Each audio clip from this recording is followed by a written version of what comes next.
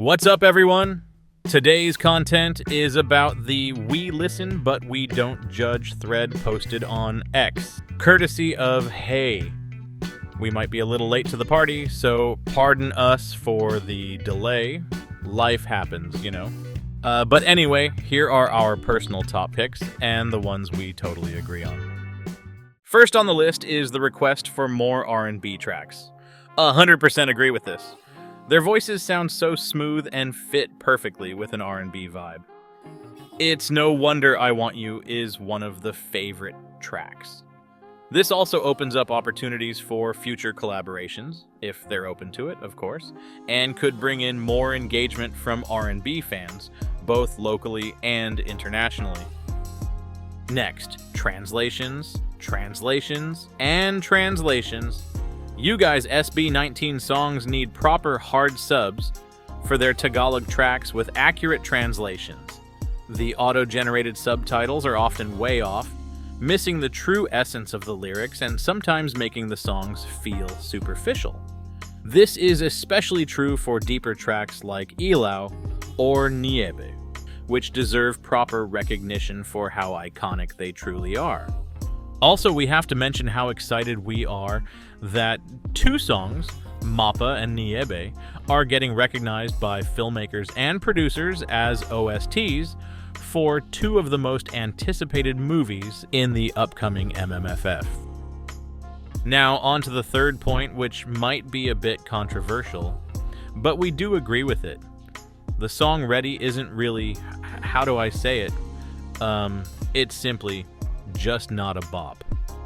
There's something about it, especially the chorus, that feels like the momentum just dies down. Instead of making you want to jump and dance, the energy kind of drops.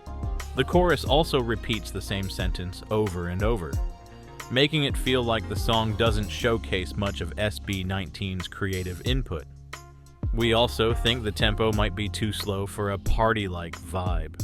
Try playing the song on YouTube at custom 1.15 playback speed. It makes such a big difference. Next up is this, right here. We agree. We think SB19 needs a better marketing team or strategy at the very least. Fresh content ideas, engaging posts where fans can share their thoughts, and even short vlogs featuring the boys doing quick trends would go a long way. For example, participating in trending challenges or creating similar content where their personalities can really shine. We hate to admit it, but the recent vlogs have felt a bit boring or too serious. I mean, we understand they might prioritize hiring people within their close circle, but we hope those teams are also getting some kind of, let's say, mentoring or workshops to keep up with the fast-paced trends in internet promotion. Especially now that they are aiming for more global recognition, not just for themselves, but the Philippine talent as well. Another thing we'd like to suggest is maybe having a dedicated team focused solely on brainstorming new vlog ideas. We also feel like it would help to have a regular host who can keep up with the boys during these shoots. We can use Vice Ganda's recent vlog as an example. We saw how she actively directed the flow, giving instructions, setting up scenarios, and really making the content more engaging. Stell is an incredible host, but he can't carry everything on his own. Having someone dedicated to hosting the vlogs and creating a lively atmosphere would be such a great addition to the team. But yeah, just a thought. Fifth on our list is another controversial one, but it's something that has been bothering us a lot personally as fans, and I just want to say that we don't mean any offense to our LGBTQIA+ community, but the shippers are honestly out of control at times. It's the kind of thing on our timeline that we immediately skip and hide because it's just, I don't know, it's so weird and uncomfortable, to be honest. Some people take it to the point of editing photos or videos to fit a narrative that these men are intimately attracted to each other, and then they get upset when non-fans perceive the members as gay. It's just wild And it's not about them being perceived as gay or that being gay is something negative, but rather about some people making assumptions about their sexuality in an unhealthy way. In our opinion, it's really inappropriate. Next on the list is something we're a bit on the fence about, the streaming issue. To be clear, this isn't against any streaming groups or parties. You truly have our utmost respect. The only thing we'd like to comment on is that at times it feels like the focus is more on promoting streaming itself rather than promoting the artist. Does that make sense? It's kind of like promoting a candy by telling people to buy it, but not explaining why they should. What makes this candy special? What flavors does it offer that would make new customers want to try it? Right now, it feels like we're promoting streaming for the sake of numbers. And by that we mean encouraging streaming mainly within the fandom, reaching people who are already fans, instead of attracting new, organic, and consistent listeners. We understand that high numbers might catch the attention of new listeners, but at the same time, it feels like the focus is still on boosting numbers among existing fans. For example, creating multiple accounts to stream may inflate the numbers, but logically, it's still just one person. Next is this. Too many 18 are spending more time engaging and arguing with haters than channeling that same passion and energy into supporting SB19 or their content. It's like some people find more satisfaction in reacting to haters than in celebrating the boys themselves, and it's honestly disheartening to see. Not only does it come across as foolish, but the haters are probably laughing because you keep falling for their bait. Even worse, this behavior reflects poorly on SB19. We've seen some vile and nasty things said by so-called fans, and yes, we're aware that some of these might be trolls pretending to be fans just to damage SB19's and 18's image. But regardless, if the fandom could collectively agree to ignore the negativity and focus on celebrating SB19's achievements, things would be so much better. We're also saying this out of concern for some fans who get so emotionally involved that it might impact their mental health. We truly hope this changes soon, especially with the next EP on the horizon. We already know there will be people stirring up issues when it's released, but if fans continue to get easily triggered like what we're seeing now, the EP risks being overshadowed by hate and negativity, and that would be the biggest disappointment for SB19.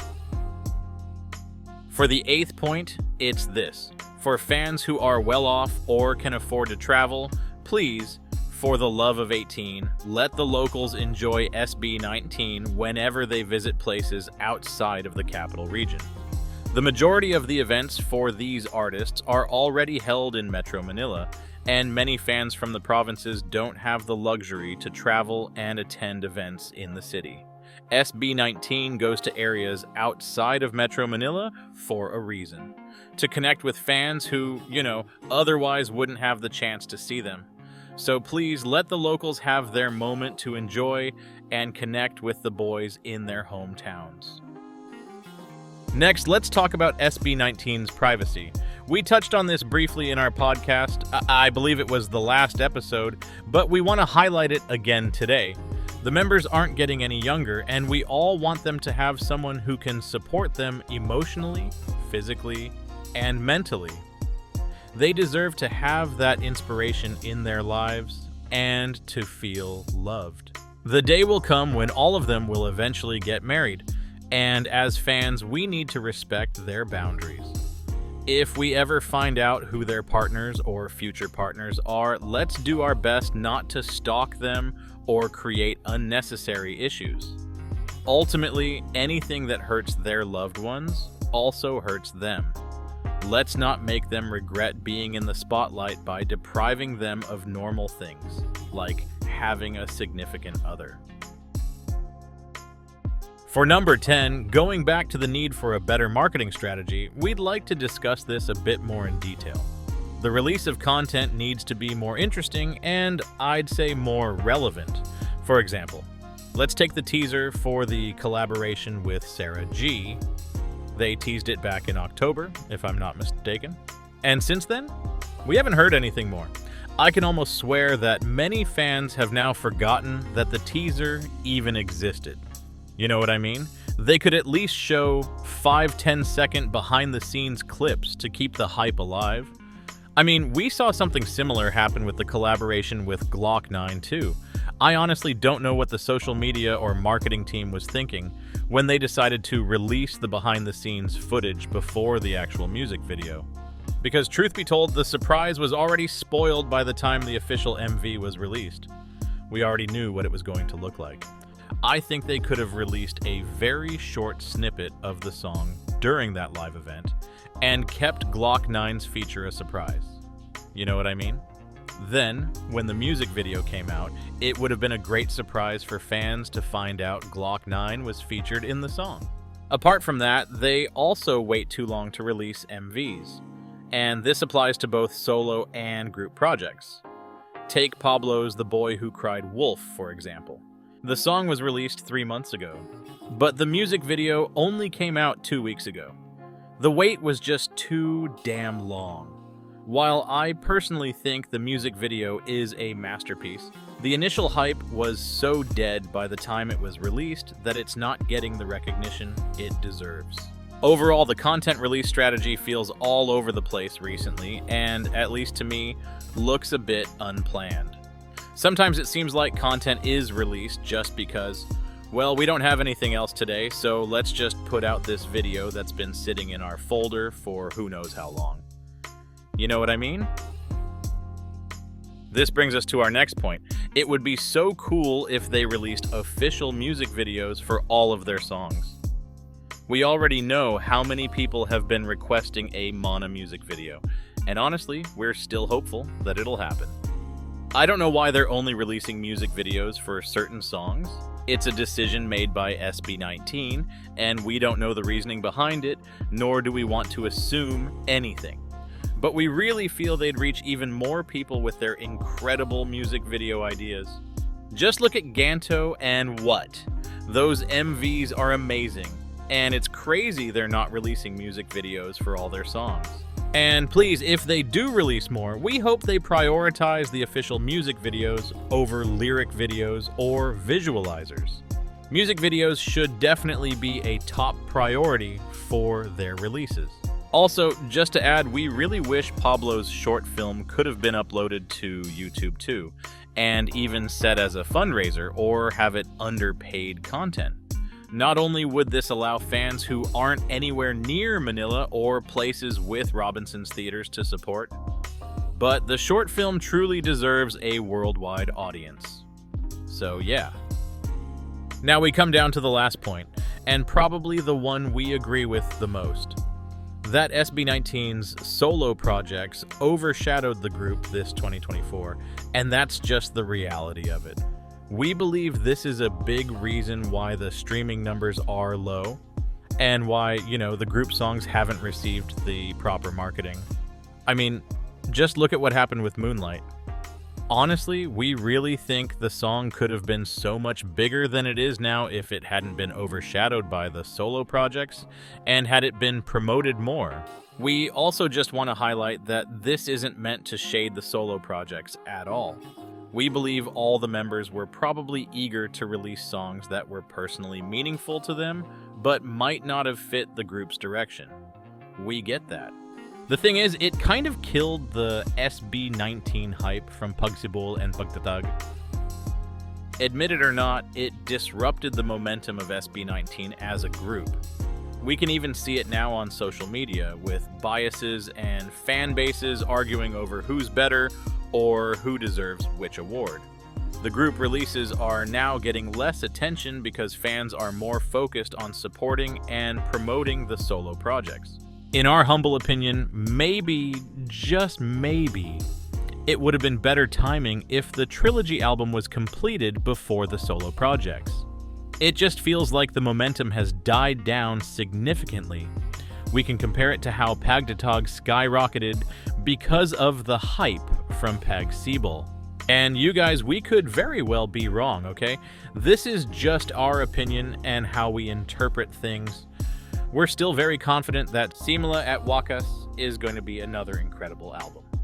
But we really hope the members will collectively agree that once the EP is released, it should be the sole focus, without random solo projects or events dropping alongside it. So yeah, there you have it, you guys. Our top We Listen But We Don't Judge, SB19 and 18 edition.